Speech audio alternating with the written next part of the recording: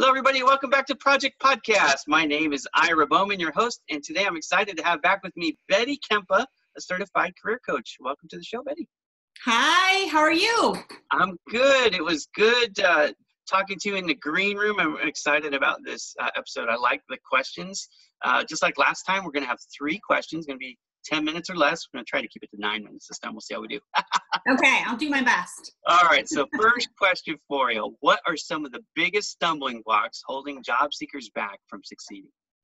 Yeah, it's such a juicy question because there are many and it's different for everybody.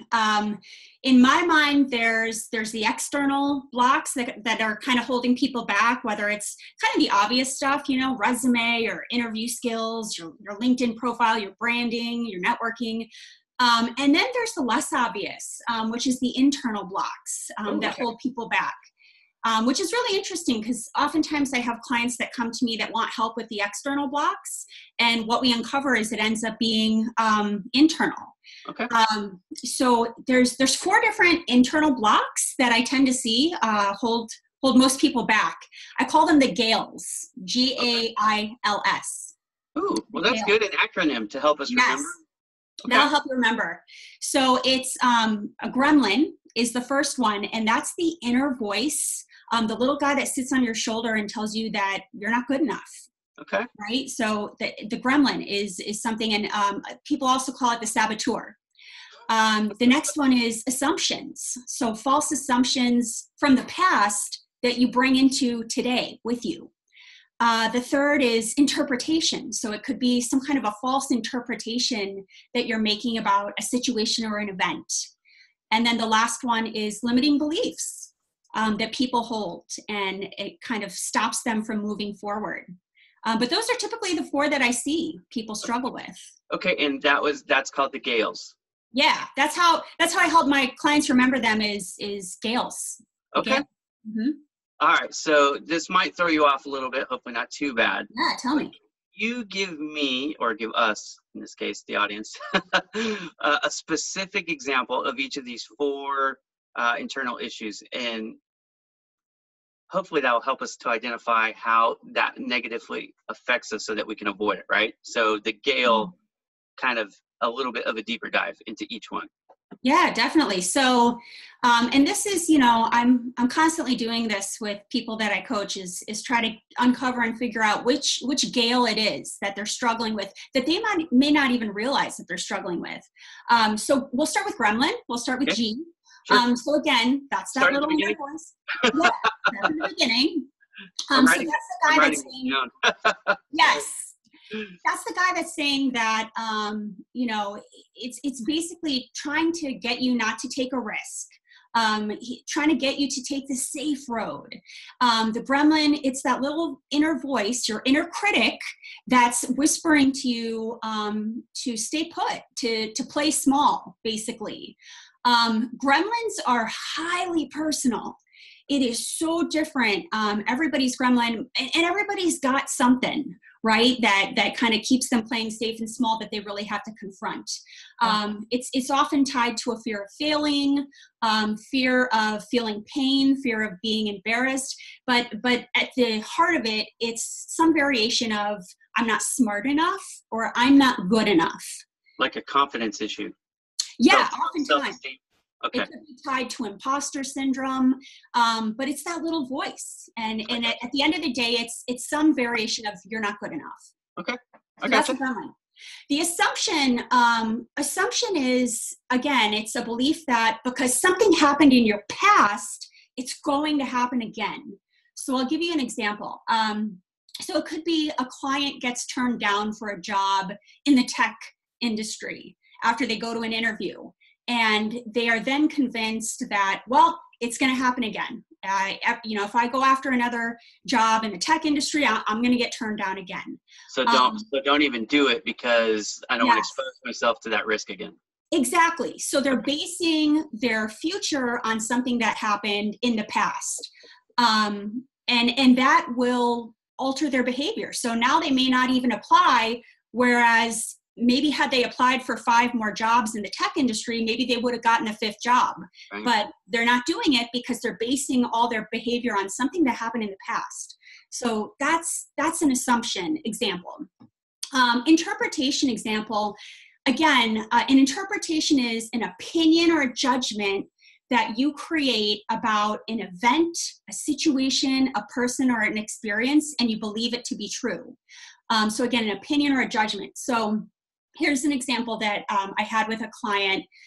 She had sent out dozens of resumes, and she never got a call back. So when we started coaching together, she interpreted that to mean that she wasn't good enough. She took that to mean, that event, that situation to mean, well, I guess I'm just not cut out, I'm not good enough.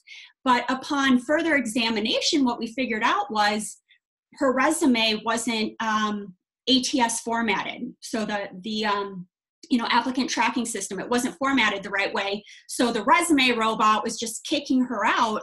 Yeah. And all this time she's interpreting it to mean, well, there's something wrong with me. Right. Right. So there's that example. There's something wrong with the resume. The tool wasn't right. Right. Right. Yeah. So that's the danger of interpretation, is you're taking it to mean something that it may not even mean. So that's an example of interpretation.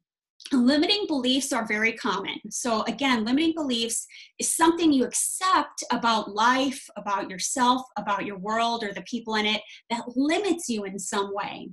So these beliefs, they might hold you back from taking chances. They could keep you blind to opportunities in your path. But essentially, it keeps you staying stuck. And the idea here is, if you don't believe something is possible, you're unlikely to attempt it.